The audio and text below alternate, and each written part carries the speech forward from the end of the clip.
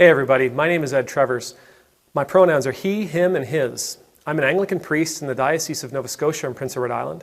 I get to serve in the beautiful town of Shelburne, Nova Scotia, in the awesome parish of Christ Church, Shelburne, that sits on the ancestral and on the unceded territory of the Mi'kmaq people. I thank God for you all every day. I thank God especially for everything that you teach me and share with me in your comments and in your emails. The other day I was on YouTube, and I can't tell you exactly why this popped up into my algorithm, but every now and then, they throw some stuff at me that makes me sort of scratch my head, but I click it anyway. This was a clip from, what popped up that day was a clip from the movie Suicide Squad. And it was, I don't know if you've seen it, but it was that scene at the very beginning of the movie, towards the beginning of the movie, where Flag is sort of introducing all the Suicide Squad members to each other, and he was giving them their gear, and he was giving them the talk, and Will Smith was the smart mouth, and Margot Robbie was being kind of crazy as Harley Quinn, and all the other characters. We're getting to know them, we're getting to see them, we're getting to see how they respond and react to each other. And I remember when I'm watching that clip, I'm going, oh man, I need to watch that movie again. I need to watch that movie again. And it wasn't like 5 seconds later, another voice in my head jumped in and went, whoa, whoa, whoa, whoa, whoa. When you watch that movie the first time, it was 2.5 hours of your life gone that you're never going to get back. That was a horrible movie. It was awful. It was absolutely awful. And if I think about it, that scene was so good though, right? But the movie was awful. But that scene was so good. And there were lots of scenes like that towards the beginning of the movie because the characters were driving the movie. The characters were interesting. The characters were charming. The characters were slightly off-putting. The characters were challenging. They were driving the plot of the movie. You fell in love with those characters. And the actors that they had playing those characters were fantastic. I like most of those actors and lots of other work that they've done. But then at some point, and I'm not entirely certain when it was, the plot began dictating the characters. The writers must have had ideas in their heads about how they wanted this whole thing to work, and they forced their characters to fit inside that particular box. And it was awful, right? The very beginning of the movie, to me, it strikes me that they knew exactly what they wanted to make.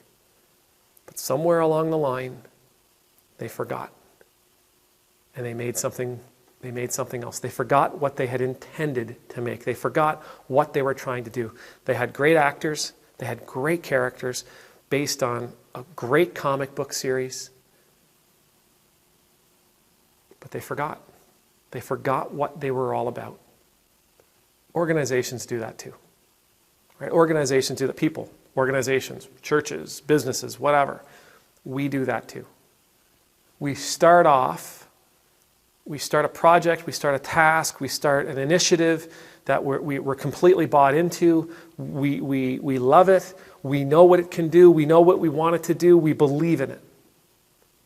And then at some point, circumstances arise that we have to sort of let go of what our initial mission was. We have to let go of what our initial thought and our ideals were and the values that we held, the why we were doing this. We've let that go. And we end up spending the energy that we should be spending on our mission, we end up spending it on something else. And the church, for what it's worth, as a clergy person in the church, I'm well acquainted with that. And I'm also well acquainted with the cost of doing that. See, no churches get planted because we want to become fundraisers, right? We start off because we have a mission. We have as a church, we have a very particular mission. We want to bring Christ into the world. We want to be Christ in the world. For some churches, that's a matter of evangelism. For other churches, it's a matter of mission. Okay, but we want to be Christ into the world. We want to share Jesus Christ with the world. That's a pretty safe general understanding of why a church gets planted. And then we build a building, or we rent a space, and we hire a minister, we hire a clergy person. Maybe we buy some equipment, and we have our power bill to pay, and we have our water bill to pay, and we have all the other stuff that comes along with running an organization. And soon, what can happen is we get lost in that administration. We get lost in that organization. And we begin operating to keep the organization going. We begin functioning and spending our energy to keep the doors open, to keep the roof on. And we lose why it is we were actually there to begin with. Or maybe we don't lose it, maybe we give it lip service. And we assume that keeping the organization going will mean that the mission continues, but that's almost never the case. If we spend our energy fundraising to keep the doors of the church open, where do we find the energy to live according to our call? Where do we find the energy to be Christ in the world?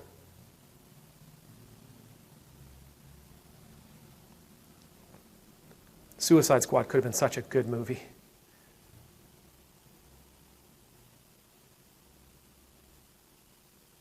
As we go forward, keep your why. Keep your why in your breast pocket.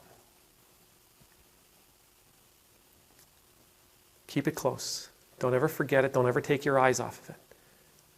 Spend your energy on it. If you get to a place where you can't spend your energy on it and keep the organization as it is, let the organization change. Do not take your eyes off your why. Do not take your eyes off of why you exist, why you are here, why you are doing what you're doing. If the circumstances around you change, allow how you operate to change, but do not take your eyes off the why. We see what happens. Again, we see what happens, especially when you look at churches, when they take their eyes off the why. They become fixated on fundraising, on raising money. They become fixated on revenue. They become fixated on their own ego.